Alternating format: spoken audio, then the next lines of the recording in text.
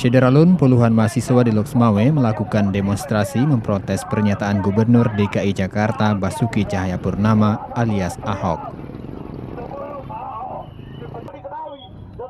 Aksi itu berlangsung di Tugu Rencong Kutablang dan di depan Polres Loksmawe, Rabu 12 Oktober 2016. Mahasiswa yang menamakan diri Gerakan Mahasiswa Serambi Mekah ini mendesak Kapolri segera memproses Ahok atas ucapannya yang dinilai telah melecehkan ayat suci Al-Quran.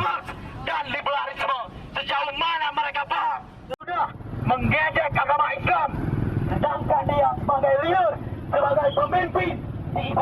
Massa mengaku sangat terganggu dengan ucapan Ahok pada acara pertemuan dengan warga Kepulauan Seribu beberapa waktu lalu. Dari Loksmawe, Saiful Bahri, Serambi On TV.